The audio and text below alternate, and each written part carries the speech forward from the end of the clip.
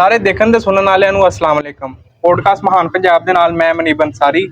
ਅੱਜ ਦੇ ਪੋਡਕਾਸਟ ਦੇ ਵਿੱਚ ਮੇਰੇ ਨਾਲ ਜਿਹੜੇ ਮਹਿਮਾਨ ਮੌਜੂਦ ਨੇ, ਇਹਨਾਂ ਦਾ ਨਾਮ ਹੈ ਸਾਜਿਦ ਹੁਸੈਨ ਸਾਜਿਦ। ਇਹ ਉਰਦੂ ਔਰ ਪੰਜਾਬੀ ਜ਼ਬਾਨ ਦੇ ਬਰੇਚੇ ਸ਼ਾਇਰ ਨੇ। ਇਹਨਾਂ ਦੀ ਇੱਕ ਕਿਤਾਬ ਵੀ ਛਪ ਚੁੱਕੀ ਹੈ ਜਿਸ ਦਾ ਨਾਮ ਹੈ ਕਮੀ ਦਾ ਅਹਿਸਾਸ। ਮਜ਼ੀਦ ਇਹ 2 ਕਿਤਾਬਾਂ ਤੇ ਕੰਮ ਵੀ ਕਰ ਰਹੇ ਨੇ। ਅੱਜ ਇਹਨਾਂ ਦੇ ਨਾਲ ਗੱਲਬਾਤ ਕਰਾਂਗੇ ਔਰ ਇਹਨਾਂ ਦੀ ਜ਼ਿੰਦਗੀ ਦੇ ਬਾਰੇ ਜਾਣਨ ਦੀ ਕੋਸ਼ਿਸ਼ ਕਰਾਂਗੇ। ਸਭ ਤੋਂ ਪਹਿਲਾਂ ਸਵਾਗਤ ਹੈ ਸਾਜਿਦ ਹੁਸੈਨ ਸਾਜਿਦ ਸਾਹਿਬ ਤੁਹਾਡਾ। ਬਹੁਤ ਸ਼ੁਕਰੀਆ ਜੀ, ਥੈਂਕ ਯੂ ਵੈਰੀ ਮਚ। ਸਭ ਤੋਂ ਪਹਿਲਾਂ ਤੇ ਆਪਣਾ ਕਲਾਮ ਸੁਣਾ ਕੇ ਸਾਡੇ ਇਸ ਪੋਡਕਾਸਟ ਦਾ ਆਗਾਜ਼ ਕਰੋ। ਸਭ ਤੋਂ ਪਹਿਲੇ ਤੇ ਮੈਂ ਮਨੀਬ ਅਸਰ ਅੰਸਾਰੀ ਤੁਹਾਡਾ ਬਹੁਤ ਸ਼ੁਕਰੀਆ ਅਦਾ ਕਰਨਾ ਕਿ ਤੁਸੀਂ ਸਾਨੂੰ ਗੱਲਬਾਤ ਵਾਸਤੇ ਚੁਣਿਆ।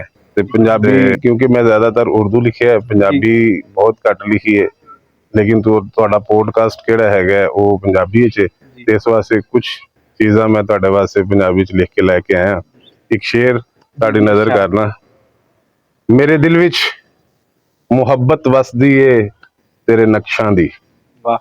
ਮੇਰੇ ਦਿਲ ਵਿੱਚ ਮੁਹੱਬਤ ਵਸਦੀ ਏ ਤੇਰੇ ਨਕਸ਼ਾਂ ਦੀ। ਤੂੰ ਮੰਨ ਲੈ ਸਾਡੇ ਦਿਲ ਦੀ ਲੋੜ ਕੀ ਏ ਤੈਨੂੰ ਕਸਮਾਂ ਦੀ।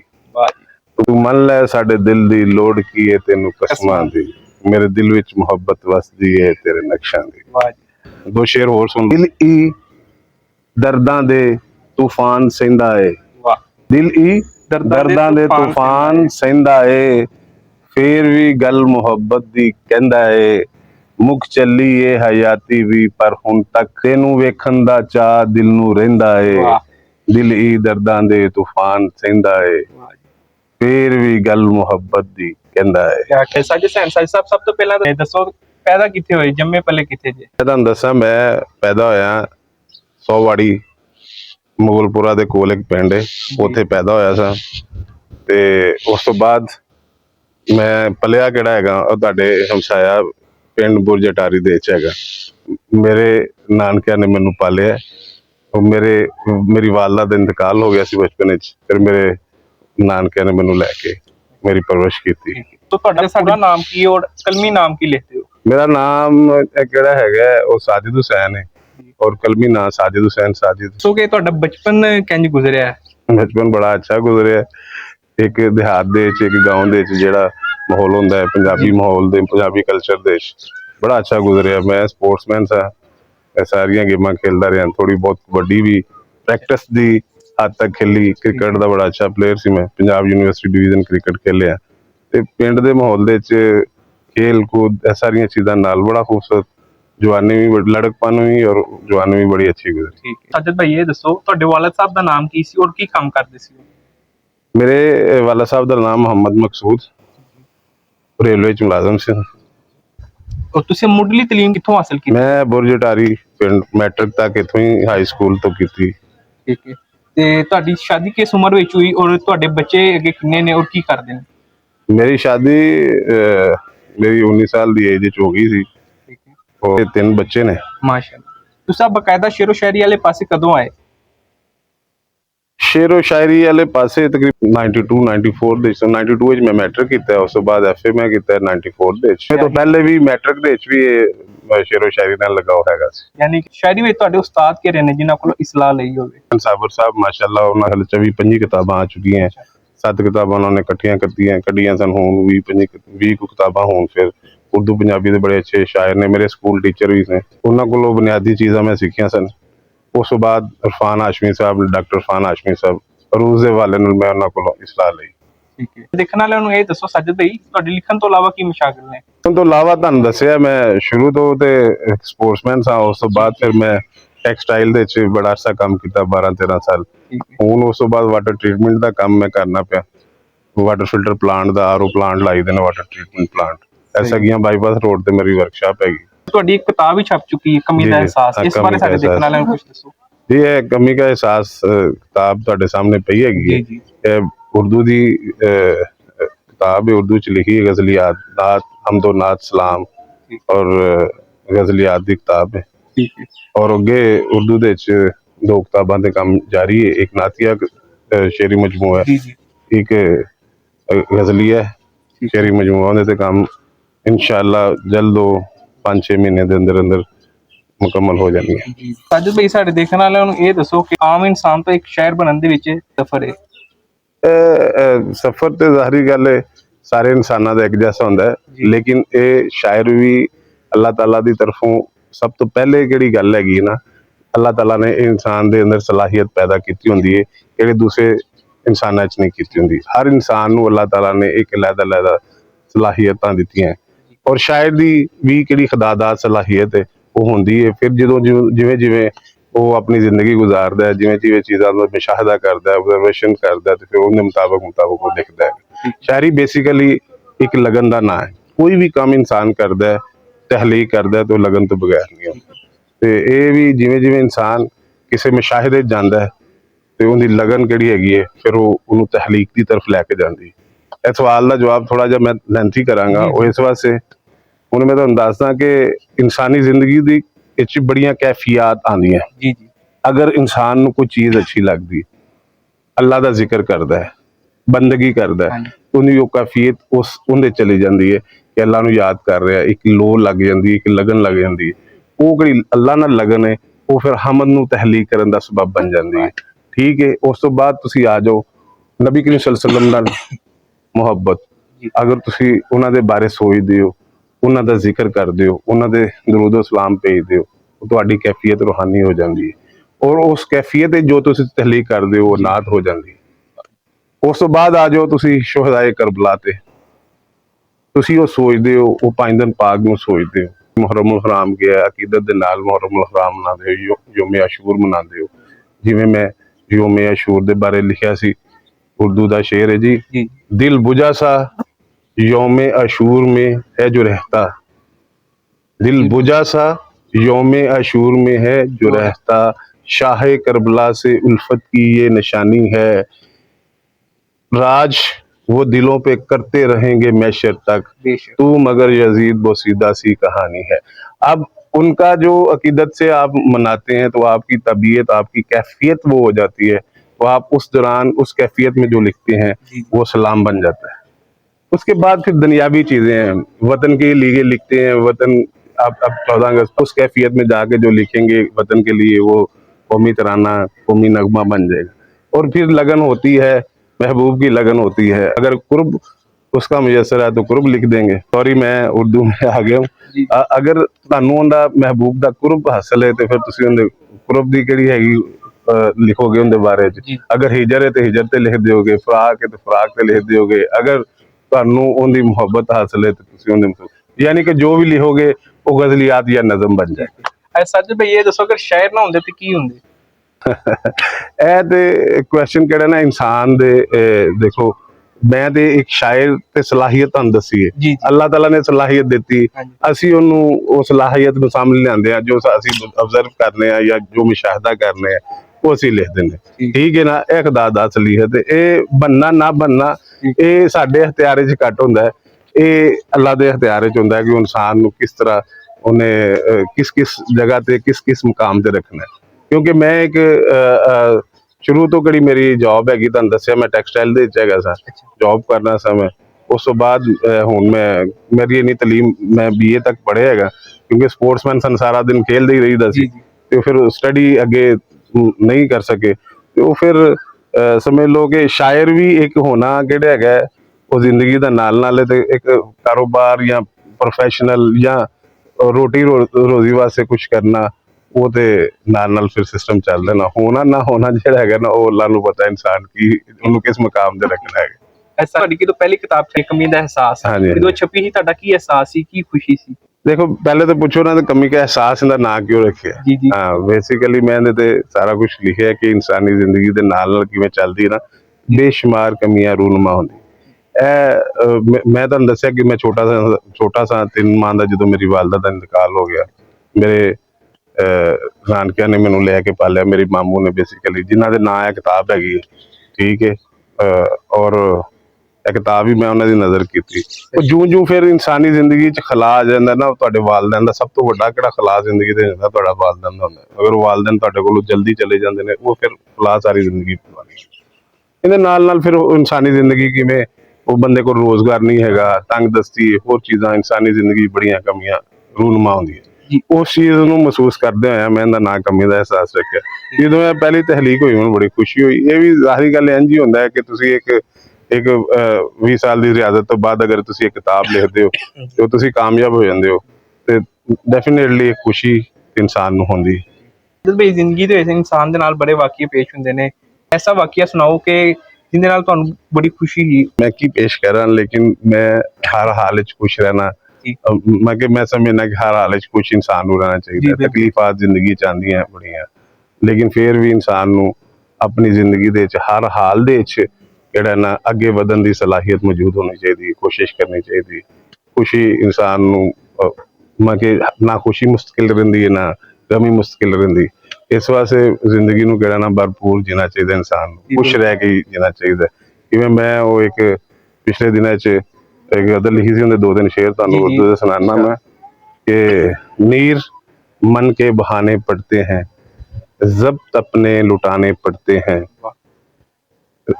रंजिशें भूल कर पुरानी सब फिर से आंगन बसाने पड़ते हैं, जीस में वक्त ये भी आता है खत भी उनके जलाने पड़ते हैं। कहने का मतलब ये है कि निकल जाना चाहिए आगे। जिंदगी में बड़ी तकलीफात आती हैं, ज्यादातर तकलीफात ही होती हैं, लेकिन उसको लेके बैठा नहीं रहना चाहिए, आगे निकल जाना चाहिए। तो भाई ऐसा कोई वाकया जिन्हें जिंदगी विच बहुत तकलीफ दित्ती होवे? गम ते इंसानी जिंदगी च गम ही ते गम है ने, ठीक है, बहुत ज्यादा गम ने, बहुत ज्यादा मगर खुशियां घट, गम बहुत ज्यादा। लेकिन मैं तुहानू दस्सिया कि मैं दस्सिया कि माँ बाप का किहड़ा हुंदा ना हिजर, उन्हां दा किहड़ा दुनिया तो जल्दी चले जाना, वो बड़ी तकलीफ दे अमल होंदा है। इंसान सारी उम्र सिसक सिसक के जिंदगी गुजारदा है। जिहड़ा वालदैन दा कुर्ब जिन्हां नूं नसीब हैगा ना, वो बड़े खुश किस्मत ने, खुश नसीब ने, ठीक है। सब तो वड्डा किहड़ी तकलीफ दे अमल होंदा है ना, वालदैन दा इब्तदाई जिंदगी चले जाना हैगा ना, वो यतीम हो जाना इंसान दा, वो बड़ी तकलीफ दे अमल, वो सब तो वड्डा दुख हैगा। अदाकार या गुलूकार पसंद जिन्हों तुसीं करदे हो है कोई? गुलूकार तो सारी गल, मैं नुसरत फतेह अली खान साहब को बड़ा पसंद करना था। मैं उन्होंने सामने बैठ के सुनिया भी है, बड़ा मैनू अच्छा मजा आंदा हुंदा सी, बल्कि उन्होंने हाथ मिलाने का शरफ भी हासिल है, ते वो मैनू सब तो अच्छे गुलूकार लगते हैं। अदाकार भी बड़े ने जिंदगी। साजद भाई ये दसो कि तुहाडा कोई किसी तंजीम दे नाल भी वाकई है वे? साडी एक तंजीम हैगी भी, एक आदमी फरोग अदब पाकिस्तान दे नाम तो, मैं उनका सदर हैगा, इरफान हाशमी साहब उनके चेयरमैन ने। असी उस प्लेटफार्म तो बड़े प्रोग्राम, अदबी प्रोग्राम ऑर्गेनाइज करने हैं। उस तो बाद अंजम बज़मे अंजम रुमानी, मैं उन्होंने भी मैंबर हैगा। मैं होर काफ़ी सारी तंजीमां दे नाल अटैच हैगे हैं। मैं कि अदबी काम वास्ते जिन्ना भी असी थोड़ा बहुत हिस्सा पा सकीए, काम कर सकीए, वो करते रहीदा हैगा। साजद भाई तुसीं मुशायरिਆਂ ਵਿੱਚ ਵੀ ਜਾਂਦੇ ਹੋ, ਕੱਲ ਦੇ ਮੁਸ਼ਾਇਰਿਆਂ ਦੇ ਵਿੱਚ ਲੋਕ ਆਉਂਦੇ ਨੇ, ਸ਼ਾਇਰ ਆਪਣਾ ਕਲਾਮ ਪੜ੍ਹ ਕੇ ਚਲੇ ਜਾਂਦੇ ਨੇ, ਐਂਡ ਤੇ ਸਿਰਫ ਸਦਰ ਔਰ ਜਿਹੜਾ ਸਟੇਜ ਸੈਕਟਰੀ ਹੋ ਰਹਿ ਜਾਂਦਾ ਹੈ। ਇਸ ਬਾਰੇ ਕੀ ਕਹੋਗੇ? हर बंदे दियां निजी मसरूफियात होंदियां ने, ठीक है, उन्होंने ज़हन मद्देनज़र रखना चाहिए। प्रोग्राम जिहड़ा भी जो भी बंदा ऑर्गेनाइज करता है, उन्होंने इस चीज़ का ख्याल रखना चाहिए कि प्रोग्राम एक मखसूस वक्त वास्ते होना चाहिए। अगर फर्ज करो एक प्रोग्राम शुरू होता है 3 बजे, वो शामी 8 बजे खत्म होता है, तो हर बंदे को इन्ना टाइम नहीं होता कि वो एक 3 मिनट की गज़ल सुनाने वास्ते 5 घंटे ना उत्ते बैठे ही रहे। निजी मसरूफियत भी जिंदगी इंसाना को होंदी है, लेकिन कोशिश करनी चाहिए ऑर्गेनाइजर नूं कि शॉर्ट टाइम दे प्रोग्राम होवे और सिलेक्टिव शायर होन और मखसूस शायर होन और एक लिमिटेड किहड़ा कलाम हैगा ना सुनाने की इजाजत होवे, तो अच्छे प्रोग्राम होंदे ने। कोशिश करनी चाहिए जिहड़ा बंदा प्रोग्राम में जाए 2 घंटे या 3 घंटे का प्रोग्राम होवे, वो टाइम कढ़ के जाए, उन्होंने पूरा सुने, पढ़े भी, आप सुनाए भी ते दूसरे नूं सुने। कोशिश ही इंसान नूं करनी चाहिए। ये दसो एक लखाड़ी माशरे दे विच किंज सुधार पैदा कर सकदा है? हाँ जी, शेरो शायरी के जरिए अगर जिहड़ी चीज़ ऑब्जर्व करता है, किसी नूं अगर जुल्म देख रहा हुंदा है, अगर उन्होंने हाथ नाल नहीं रोक सकता हैगा, ते उन्होंने अपनी कलम के जरिए उनका इजहार जरूर करे कि यह गलत काम है, जुल्म हो रहा है, उनके बचाव वास्ते अपने कलाम दे वो चीज़ लै, वो मुशाहिदा जिहड़ा उनके सामने गुजर रहा, अख दे सामने किहड़ा गमे दौरा है, उन्होंने बयान करना चाहिए, ताकि पढ़ने वाला जो उन्होंने पढ़े तो उस चीज़ का एहसास करे कि मैं एक काम गलत काम नहीं करना है। अच्छा साजिद भाई ये दसो तुहाडी पसंदीदा सिनफ केड़ी है? इनफे सुखन जिन्हों कहते हैं, गज़ल मैं ज़्यादा पसंद करना, तो इस वास्ते मैं गज़ल तो ही ज़्यादा काम किया। उस हैत ही मैं हमद भी लिखी है, उस हैत ही मैं नात भी लिखी है, सलाम भी उस हैत लिखी है, तो इनफे सुखन मैनू पसंद ज़्यादा। ਦੂਸਰੇ ਲਫ਼ਜ਼ਾਂ 'ਚ ਜਿਹਨੂੰ ਸ਼ਾਇਰੀ ਵੀ ਕਹਿੰਦੇ। ਜੀ ਜੀ। ਅੱਛਾ, ਮਾਂ-ਬਾਪ ਦੀ ਕੋਈ ਐਸੀ ਨਸੀਹਤ ਕਿਹੜੀ ਤੁਹਾਨੂੰ ਹਜੇ ਤੱਕ ਯਾਦ ਹੋਵੇ? ਮਾਂ ਬਾਪ ਦੀ ਕਿਹੜੀ ਗੱਲ ਹੈ ਜਿਹੜੀ ਮੈਂ ਕਿ ਉਹ ਇਨਸਾਨ ਨੂੰ ਭੁੱਲ ਸਕਦੀ ਹੈ? ਇਹ ਮੈਂ ਇੱਕ ਮੇਰੇ ਵਾਲਦ ਸਾਹਿਬ ਜਿਨ੍ਹਾਂ ਨੇ ਮੇਰੀ ਪਰਵਰਿਸ਼ ਕੀਤੀ ਸੀ ਨਾ, ਜੀ ਜੀ। ਮੈਂ ਉਹ ਇੱਕ ਕੀਤਾ ਉਹਨਾਂ ਵਾਸਤੇ ਲਿਖਿਆ ਸੀ, ਮੈਂ ਨਾ ਉਹ ਤੁਹਾਨੂੰ ਸੁਣਾ ਦੇਣਾ ਆਪਣੀ ਕਿਤਾਬ ਦੇ ਵਿੱਚੋਂ। ਮੇਰੀ आंख में पानी रहा है उम्र भर, मेरी आंख में पानी रहा है उम्र भर, अपनों से ही दूरी का गम सहा है उम्र भर, मेरी आंख में पानी रहा है उम्र भर, अपनों से ही दूरी का गम सहा है उम्र भर, जाने उसकी बात मानी क्यों नहीं मैंने, जाने उसकी बात मानी क्यों नहीं मैंने, जिसने बात बात पर सच कहा है उम्र भर, जिसने बात बात पर सच कहा है उम्र भर। आपको सच जो कहता है ना, वो आपका माँ बाप ही होता है जी। उनसे बड़ा सच आपके साथ कोई नहीं बोल सकता। तो वो माँ बाप की बातें उनके जाने के बाद ज्यादा याद आती हैं कि उन्होंने जिस चीज से मना किया इंसान बाज नहीं आया, फिर खता ही खाई। अब तो जान तो बाद फिर इंसान नूं ਜਿਹੜਾ ਹੈਗਾ ਨਾ ਉਹ ਜ਼ਿਆਦਾ ਅਹਿਸਾਸ ਹੁੰਦਾ ਹੈ, ਉਹਨਾਂ ਦੀਆਂ ਗੱਲਾਂ ਵੀ ਯਾਦ ਆਉਂਦੀਆਂ, ਉਹਨਾਂ ਦੀਆਂ ਰਹਿਨਮਾਈ ਵੀ ਯਾਦ ਆਉਂਦੀ ਹੈ, ਉਹਨਾਂ ਦੀਆਂ ਨਸੀਹਤਾਂ ਵੀ ਯਾਦ ਆਉਂਦੀਆਂ। ਮਾਂ-ਬਾਪ ਤੇ ਹਰ ਗੱਲ ਦੇ ਨਾਲ ਤੁਹਾਨੂੰ ਸੱਚ ਹੀ ਕਹਿੰਦਾ ਹੈਗਾ ਜੀ। ਉਹਨਾਂ ਤੋਂ ਵੱਡਾ ਸੱਚ ਤੇ ਕੋਈ ਨਹੀਂ ਬੋਲ ਸਕਦਾ ਨਾ, ਤੇ ਸਾਰੀਆਂ ਹੀ ਗੱਲਾਂ ਹੀ ਯਾਦ ਰਹਿੰਦੀਆਂ ਉਹਨਾਂ ਦੀਆਂ। ਅੱਛਾ ਸਾਜਦ ਭਾਈ, ਇਹ ਦੱਸੋ, ਮੁੜ ਕੇ ਪਿੱਛੇ ਆਪਣੀ ਜ਼ਿੰਦਗੀ ਹਾਲ ਤੱਕਦੇ ਹੋ, ਲੰਗੀ ਜ਼ਿੰਦਗੀ ਹਾਲ, ਤੇ ਕੀ ਮਹਿਸੂਸ ਕਰਦੇ ਹੋ? ਕੀ ਕੁਝ ਹੋਇਆ ਔਰ ਕੀ ਪਾ ਲਿਆ? ਉਹਨਾਂ ਔਰ ਪਾਣਾ, ਮੈਂ ਥੋੜਾ ਜਿਹਾ ਹੋਰ ਮਾਈਂਡ ਦਾ ਆਦਮੀ ਹੈਗਾ ਕਿ ਇਨਸਾਨ ਜਿਹੜਾ ਹੈਗਾ ਨਾ ਸਟਰਗਲ ਜ਼ਰੂਰ ਕਰਦਾ ਹੈ, ਲੇਕਿਨ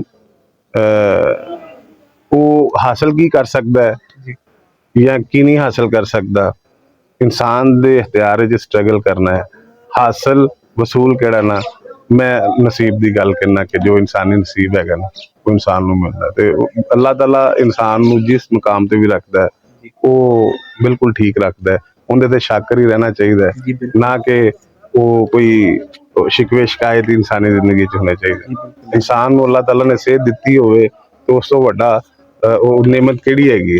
ਹਰ ਹਾਲਤ 'ਚ ਇਨਸਾਨ ਨੂੰ ਅੱਲਾਹ ਤਾਲਾ ਦਾ ਸ਼ੁਕਰ ਅਦਾ ਕਰਨਾ ਚਾਹੀਦਾ ਹੈ। ਜਿਸ ਮੁਕਾਮ ਤੇ ਵੀ ਇਨਸਾਨ ਹੋਵੇ ਤੇ ਉਹਦਾ ਸ਼ੁਕਰੀਆ ਅਦਾ ਕਰਨਾ ਚਾਹੀਦਾ ਹੈ। ਇਸ ਵਾਸਤੇ ਅਸੀਂ ਪਿੱਛੇ ਵੇਖੀਏ ਤੇ ਇਨਸਾਨੀ ਜ਼ਿੰਦਗੀ 'ਚ ਬੜੀਆਂ ਗਲਤੀਆਂ ਵੀ ਹੁੰਦੀਆਂ, ਕੁਤਾਹੀਆਂ ਵੀ ਹੁੰਦੀਆਂ, ਲੇਕਿਨ ਉਹ ਗਲਤੀਆਂ ਕੁਤਾਹੀਆਂ ਨੂੰ ਇਗਨੋਰ ਕਰਕੇ ਅੱਗੇ ਵਧਣਾ ਚਾਹੀਦਾ ਹੈ। ਬਿਹਤਰ ਤੋਂ ਬਿਹਤਰ ਦੀ ਕੋਸ਼ਿਸ਼ ਵਿੱਚ ਰਹਿਣਾ ਚਾਹੀਦਾ। ਸ਼ਾਇਰ ਨੂੰ ਆਪਣਾ ਹਰ ਇੱਕ ਕਲਾਮ ਬੜਾ, ਹਰ ਇੱਕ ਸ਼ੇਰ ਆਪਣਾ ਬੜਾ ਪਸੰਦ ਹੁੰਦਾ ਹੈ, ਤੇ ਲੇਕਿਨ ਕੁਛ ਸ਼ੇਰ ਉਹਦੇ ਬੜੇ ਕਰੀਬ ਹੁੰਦੇ ਨੇ ਦਿਲ ਦੇ। ਕੋਈ ਆਪਣਾ ਕਲਾਮ ਸੁਣਾਓ ਸਾਡੇ ਦੇਖਣ ਵਾਲਿਆਂ ਨੂੰ, ਕਿ ਜਿਹੜਾ ਤੁਹਾਡੇ ਬਹੁਤ ਤੁਹਾਨੂੰ ਪਸੰਦ ਹੋਵੇ। ਪੰਜਾਬੀ ਦਾ ਸੁਣਾ ਜਾ ਰਹੇ। ਮੈਂ ਤੁਹਾਡੇ ਵਾਸਤੇ ਨਾ ਕੁਝ ਪਰਚੀਆਂ ਲਿਖ ਕੇ ਲੈ ਕੇ ਆਇਆ। ਮੈਨੂੰ ਪਤਾ ਸੀ ਕਿ ਤੁਸੀਂ ਪੰਜਾਬੀ ਵਿੱਚ ਕਰਦੇ ਹੋ, ਤੇ ਮੈਂ ਕਿਹਾ ਚਲੋ ਪੰਜਾਬੀ ਦੇ ਤੁਹਾਨੂੰ ਇਹ ਗਜ਼ਲ ਸੁਣੋ ਤੁਸੀਂ। ਸਾਡੀ ਹਰ ਗੱਲ ਜਿਹਨੇ ਭੁਲਾਈ ਏ, ਸਾਡੀ ਹਰ ਗੱਲ ਜਿਹਨੇ ਭੁਲਾਈ ਏ, ਜਿਹਨੇ ਭੁਲਾਈ ਏ, ਦਿਲ ਨੇ ਉਹਦੀ ਉਡੀਕ ਲਾਈ ਏ। ਵਾਹ, ਕਿਆ ਕਹਿਣਾ। ਜਿਹਨੇ ਸਾਡੀ ਹਰ ਗੱਲ ਜਿਹਨੇ ਭੁਲਾਈ ਏ, ਦਿਲ ਨੇ ਉਹਦੀ ਉਡੀਕ ਲਾਈ ਏ, ਨਾ ਮਿਲਣ ਦੀ ਕਹਾਣੀ ਉਹਨੇ ਵੀ, ਨਾ ਮਿਲਣ ਦੀ ਕਹਾਣੀ ਉਹਨੇ ਵੀ, ਰੋਜ਼ ਕੋਈ ਨਵੀਂ ਸੁਣਾਈ ਏ, ਦਿਲ ਨੇ ਉਹਦੀ ਉਡੀਕ ਲਾਈ ਏ। ਜਾਣ ਵਾਲਾ ਕਦੀ ਤੇ ਆਵੇਗਾ, ਆਸ ਇਹ ਮੇਰੇ ਦਿਲ ਨੇ ਲਾਈ ਏ, ਇੱਥੇ ਫਿਰ ਜਾਂਦੇ ਨੇ ਕੌਲਾਂ ਤੋਂ, ਇੱਥੇ ਫਿਰ ਜਾਂਦੇ ਨੇ ਕੌਲਾਂ ਤੋਂ, ਰੀਤ ਇਹ ਵੀ ਕਿਸੇ ਚਲਾਈ ਏ, ਦਿਲ ਨੇ ਉਹਦੀ ਉਡੀਕ ਲਾਈ ਏ।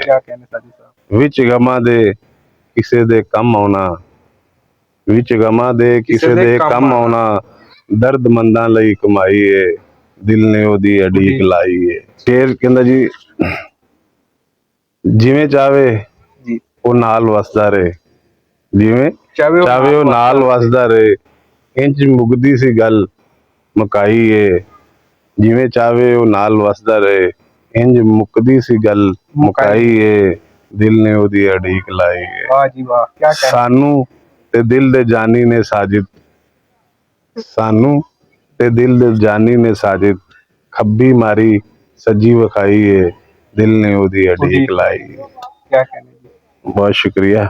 ਸਾਜਦ ਸਾਹਿਬ, ਸਾਡੇ ਦੇਖਣ ਵਾਲਿਆਂ ਨੂੰ ਇਹ ਦੱਸੋ, ਤੁਹਾਡੇ ਅਗਾਂਹ ਕੀ ਇਰਾਦੇ ਨੇ? ਇਰਾਦੇ ਨੇਕ ਨੇ ਜੀ ਜੀ। ਮਸਲ ਅਦਬ ਦੇ ਹਵਾਲੇ ਦੇ ਨਾਲ, ਅਦਬ ਦੇ ਹਵਾਲੇ ਨਾਲ ਤੁਹਾਨੂੰ ਦੱਸਿਆ ਕਿ ਮੇਰੀ ਦੋ ਕਿਤਾਬਾਂ ਦੇ ਕੰਮ ਹੋ ਰਿਹਾ ਹੈ। ਦੇਖੋ ਸ਼ਾਇਰ ਜਿਹੜਾ ਹੈਗਾ ਨਾ ਉਹਦੀ ਤਹਿਲੀਕ ਰੁਕ ਨਹੀਂ ਸਕਦੀ ਜੀ। ਉਹ ਪੁੱਛੋ ਕਿਵੇਂ ਜੀ? ਇਹ ਮੈਂ ਕਿਹੜੀ ਕਿਤਾਬ ਲਿਖੀ ਹੈ ਨਾ ਜੀ। ਇਹ ਤੁਸੀਂ 90 92 ਤੋਂ ਲੱਗ ਕੇ ਸਮਝ ਲਓ ਕਿੰਨਾ ਟਾਈਮ ਹੋ ਗਿਆ। ਇਹ 2022 ਦੇ ਚਾਹੀ ਸੀ। ਮੈਂ ਜੋ ਵੀ ਲਿਖਿਆ ਹਾਂਜੀ। ਉਹ ਪੇਪਰ ਨੂੰ ਬੱਚਿਆਂ ਵਾਂਗੂ ਸੰਭਾਲ ਕੇ ਰੱਖ ਦਿੱਤਾ। ਜਿਸ ਦੌਰ ਦੇ ਜੋ ਚੀਜ਼ ਮਹਿਸੂਸ ਕੀਤੀ, ਕੋਈ ਚੀਜ਼ ਅੱਛੀ ਮਹਿਸੂਸ ਕੀਤੀ ਤੇ ਉਹ ਵੀ ਲਿਖ ਦਿੱਤੀ ਤੇ ਉਹਨੂੰ ਮਹਿਫੂਜ਼ ਇੰਝ ਕਰ ਲਿਆ ਜਿਵੇਂ ਬੱਚਿਆਂ ਨੂੰ ਸੰਭਾਲੀਦਾ। ਵਾਹ ਜੀ ਵਾਹ। ਠੀਕ ਹੈ। ਉਹ ਮੈਂ ਬੱਚਿਆਂ ਵਾਂਗੂ ਉਹਨੂੰ ਸੰਭਾਲਿਆ ਤੇ ਮੇਰੇ ਕੋਲ ਟਾਈਮ ਮਿਲਿਆ, ਜ਼ਿੰਦਗੀ ਨੇ ਟਾਈਮ ਦਿੱਤਾ। ਸਾਰੀ ਜ਼ਿੰਦਗੀ ਮਸ਼ੀਨ ਦੀ ਤਰ੍ਹਾਂ ਕੰਮ ਕੀਤਾ ਤੇ ਜਦੋਂ ਜ਼ਿੰਦਗੀ ਨੇ ਥੋੜਾ ਜਿਹਾ ਟਾਈਮ ਦਿੱਤਾ ਤੇ ਅਸੀਂ ਕਿਹਾ ਕਿ ਆਪਣੀ ਉਸ ਚੀਜ਼ਾਂ ਨੂੰ ਉਹਨਾਂ ਦੀ ਇਸਲਾਹ ਕਰ ਲਈਏ। ਫਿਰ ਉਹਨਾਂ ਦੀ ਇਸਲਾਹ ਦੁਬਾਰਾ ਤੋਂ ਕੋਸ਼ਿਸ਼ ਕੀਤੀ, ਉਹਨਾਂ ਨੂੰ ਕੰਪਾਈਲ ਕਰਨ ਦੀ। ਫਿਰ ਉਹਨਾਂ ਨੂੰ ਉਹਦੀ ਇਸਲਾਹ ਕਰਵਾਈ ਕੀਤੀ ਇਰਫਾਨ ਹਾਸ਼ਮੀ ਸਾਹਿਬ ਨਾਲ, ਨੂਨ ਸਾਬਰ ਸਾਹਿਬ ਨਾਲ ਮਿਲ ਕੇ। ਫਿਰ ਉਹਨਾਂ ਦੀ ਇਸਲਾਹ ਕਰਕੇ ਇਹ ਕਿਤਾਬ ਨੂੰ ਤਰਤੀਬ ਦਿੱਤਾ। ਠੀਕ ਹੈ। ਇਵੇਂ ਹੀ ਜਿਹੜਾ ਸ਼ਾਇਰ ਹੈਗਾ ਨਾ, ਜਿਹਨੂੰ ਅੱਲਾਹ ਤਾਲਾ ਨੇ ਇੱਕ ਹੁਨਰ ਦੇ ਦਿੱਤਾ ਹੈਗਾ, ਉਹਦੀ ਨਜ਼ਰ 'ਚ ਜੋ ਵੀ ਗੁਜ਼ਰਨਾ ਨਾ, ਉਹਦੀ ਅੱਖ ਦੇ ਸਾਹਮਣੇ ਜੋ ਵੀ ਗੁਜ਼ਰਨਾ, ਉਹਦੇ ਦਿਲ ਨੇ ਜੋ ਵੀ ਮਹਿਸੂਸ ਕਰਨਾ, ਉਹਨੇ ਉਹ ਲਿਖ ਦੇਣਾ। ਜਿਵੇਂ ਇਹ ਗਰਮੀ ਦਾ ਮੌਸਮ ਸੀ, ਜੂਨ ਜੁਲਾਈ ਦੀ ਗਰਮੀ ਕਿੰਨੀ ਪੈ ਰਹੀ ਸੀ, ਬਹੁਤ ਜ਼ਿਆਦਾ ਪੈ ਰਹੀ ਸੀ। ਤੇ ਜਦੋਂ ਪਹਿਲੀ ਬਾਰਿਸ਼ ਹੋਈ ਨਾ ਤੇ ਮੈਂ ਇੱਕ ਚੀਜ਼ ਮਹਿਸੂਸ ਕੀਤੀ, ਉਹ ਮੈਂ ਲਿਖ ਲਈ ਨਜ਼ਮ ਦੀ ਸੂਰਤ ਦੇ ਵਿੱਚ। नज़म की सूरज हाँ वो उर्दू नज़म हैगी है। आग बरसाता हुआ सूरज, आग बरसाता हुआ सूरज, हवाओं को जहां आतिश ज़दा कर दे, हवाओं को जहां आतिश ज़दा कर दे, हवाओं को जहां आतिश ज़दा कर दे, अपनी हिद्दत की वजह से लोगों को अपने घरों में रहने पर मजबूर कर दे। फिर वहां पर आतिशी मौसम की बारिश और तेरा कुर्ब मिलकर जिस्मो जां को, ज़हनो दिल को तस्कीनो राहत देते हैं मेरी जान। क्या कहने साजिद साहब, क्या कहने। आतिशी मौसम की बारिश और तेरा कुर्ब मिलकर जिस्मो जां को, ज़हनो दिल को राहतो तस्कीन देते हैं मेरी जान। ये महसूस करने वाली चीज है जो अब अल्लाह ताला ने जो चीज आपको दे दी, अल्लाह ताला ने ਜਿਹੜੀ ਚੀਜ਼ ਤੁਹਾਨੂੰ ਦੇ ਦਿੱਤੀ, ਮੈਂ ਮਾਦਰ ਚਾਹਨਾ ਵਾ ਕਿਉਂਕਿ ਮੈਂ ਪੰਜਾਬੀ ਘੱਟ ਕਿਉਂਕਿ ਮੈਂ ਪੰਜਾਬੀ ਬੋਲ ਰਿਹਾ ਤੁਹਾਡੇ ਨਾਲ, ਮੈਨੂੰ ਬੋਲਣ ਵਿੱਚ ਕੋਈ ਮਜ਼ਾਇਕਾ ਨਹੀਂ, ਲੇਕਿਨ ਮੇਰੀ ਜਿਹੜੀ ਨਾ ਆਦਤ ਬਣੀ ਹੈ ਉਰਦੂ ਬੋਲਣ ਦੀ, ਤੇ ਇਸ ਵਾਸਤੇ ਮੈਂ ਬਾਰ-ਬਾਰ ਉਰਦੂ ਤੇ ਚਲਾ ਜਾਂਦਾ। ਮੈਂ ਮਾਦਤ ਖਾਂ ਇਸ ਵਾਸਤੇ ਤੁਹਾਡੇ ਕੋਲੋਂ, ਲੇਕਿਨ एक इंसानी ऑब्जर्वेशन, इंसानी मुशाहिदा ਜਿਹੜਾ ਹੈਗਾ ਨਾ, ਅੱਲਾਹ ਤਾਲਾ ਨੇ ਜਿਹੜੀ ਸਲਾਹੀਅਤ ਦਿੱਤੀ ਹੈ ਨਾ, ਤੁਹਾਡੀ ਨਜ਼ਰ ਤੇ ਦਿਲ ਨੇ ਜੋ ਮਹਿਸੂਸ ਕਰਨਾ ਨਾ, ਤੁਸੀਂ ਵਰਕੇ ਤੇ ਲੈ ਹੀ ਆਣਾ। ਅੱਛਾ ਸਾਜਦ ਸਾਹਿਬ, ਇਹ ਦੱਸੋ ਤੁਹਾਡੀ ਕਿਹੜੇ ਸ਼ਾਇਰਾਂ ਨਾਲ ਮੁਲਾਕਾਤ ਰਹੀ ਹੈ? ਮੇਰੇ ਬਹੁਤ ਜ਼ਿਆਦਾ ਸ਼ਾਇਰਾਂ ਨਾਲ। ਸਭ ਤੋਂ ਪਹਿਲੇ ਤੁਹਾਡੇ ਦਾਦਾ ਜੀ ਜਨਾਬ ਬੂਟਾ ਅਸਰ ਅੰਸਾਰੀ ਸਾਹਿਬ ਬੜੇ ਸ਼ਰੀਕ ਹੈ, ਸਾਡੇ ਇਲਾਕੇ ਦੀ ਬੜੀ ਅੱਛੀ ਸ਼ਖਸੀਅਤ ਨੇ, ਜਿਨ੍ਹਾਂ ਨੇ ਐਡਾ ਵੱਡਾ ਕੰਮ ਕਰਤਾ ਹੈਗਾ। ਮੈਂ ਕਹਿੰਦਾ ਅੱਲਾਹ ਤਾਲਾ ਉਹਨਾਂ ਦੀ ਜਿਹੜੀ ਹੈਗੀ ਨਾ ਬਖਸ਼ਿਸ਼ ਦਾ ਜ਼ਰੀਆ ਕਰੇਗੀ ਇਨਸ਼ਾਅੱਲਾ ਬਫਜ਼ਲ ਖੁਦਾ। ਉਹਨਾਂ ਨੇ ਕੁਰਾਨ ਦਾ ਤਰਜਮਾ ਪੰਜਾਬੀ ਸ਼ਾਇਰੀ ਦੇ ਵਿੱਚ ਲਿਖਤਾ ਹੈਗਾ। ਕਿਆ ਬਾਤ ਹੈ। ਉਹਨਾਂ ਨਾਲ ਉਹ ਬੜੀ ਮੁਹੱਬਤ ਕਰਦੇ ਨੇ, ਉਹ ਲੰਘਦੇ ਟੱਪਦੇ ਮੇਰੇ ਵਰਕਸ਼ਾਪ ਵੀ ਆ ਜਾਂਦੇ ਨੇ। ਉਸ ਤੋਂ ਬਾਅਦ ਇਕਬਾਲ ਰਾਹੀ ਸਾਹਿਬ ਹੈਗੇ ਨੇ, ਉਸ ਤੋਂ ਬਾਅਦ ਅਕੀਲ ਸ਼ਾਫੀ ਸਾਹਿਬ ਹੈਗੇ ਨੇ, ਉਸ ਤੋਂ ਬਾਅਦ ਆਸ਼ਿਕ ਰਹੀਲ ਸਾਹਿਬ ਹੈਗੇ ਨੇ, ਅਦਲ ਮਨਾਸ ਰੌਲੀ ਸਾਹਿਬ ਨੇ, ਡਾਕਟਰ ਇਬਰਾਰ ਸਾਹਿਬ ਨੇ, ਇਰਫਾਨ ਹਾਸ਼ਮੀ ਸਾਹਿਬ ਨੇ, ਨੂਨ ਸਾਬਰ ਸਾਹਿਬ ਨੇ, ਸ਼ੌਕਤ ਨਾਜ਼ ਹੈ, ਵਾਹਿਦ ਨਾਜ਼ ਹੈ, ਯਾਨੀ ਕਿ ਲਾਹੌਰ ਦੇ ਜਿੰਨੇ ਵੀ ਲੋਕ ਨੇ, ਫਰਦ ਅਬਾਦ ਸ਼ਾਹ ਸਾਹਿਬ ਨੇ, ਅਬਾਦ ਤਾਬਸ਼ ਸਾਹਿਬ ਨੇ, ਔਰ ਜਿੰਨੇ ਲੋਕ ਨੇ ਉਹਨਾਂ ਨਾਲ ਗਾਹੇ ਬਗਾਹੇ ਮੁਸ਼ਾਇਰਿਆਂ ਦੇ ਵਿੱਚ ਮੁਲਾਕਾਤ ਰਹਿੰਦੀ ਹੈਗੀ। ਵਾਹ ਜੀ ਵਾਹ।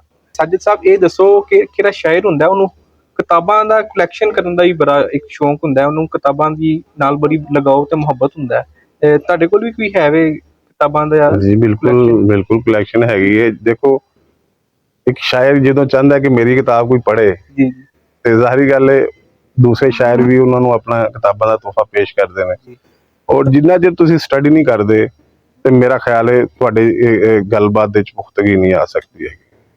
ਤੁਹਾਡਾ ਕਿਹੜਾ ਹੈਗਾ ਨਾ ਸਟੱਡੀ ਲਾਜ਼ਮ ਹੈਗੀ ਹੈ। ਦੂਸਰੀ ਕਿਤਾਬਾਂ ਨੂੰ ਪੜ੍ਹਨਾ ਲਾਜ਼ਮੀ, ਦੂਸਰੇ ਸ਼ਾਇਰਾਂ ਨੂੰ ਪੜ੍ਹਨਾ ਲਾਜ਼ਮੀ, ਬਲਕਿ ਸੀਨੀਅਰ ਸ਼ਾਇਰਾਂ ਨੂੰ ਪੜ੍ਹਨਾ ਲਾਜ਼ਮੀ ਹੈਗਾ। ਗੱਲਬਾਤ ਦੇ ਵਿੱਚ ਨਾ ਪੁਖਤਗੀ ਆ ਜਾਂਦੀ ਹੈਗੀ। ਕਹਿਣ ਦਾ ਮਕਸਦ ਇਹ ਵੇ ਕਿ ਜਿੰਨਾ ਚਿਰ ਤੁਸੀਂ ਪੜ੍ਹਦੇ ਨਹੀਂ ਨਾ, ਜੀ ਜੀ। ਉਹਨਾਂ ਚਿਰ ਉਸ ਯਾਨੀ ਕਿ ਮਿਆਰ ਦੀ ਤੁਸੀਂ ਸ਼ਾਇਰੀ ਕਰ ਨਹੀਂ ਸਕਦੇ।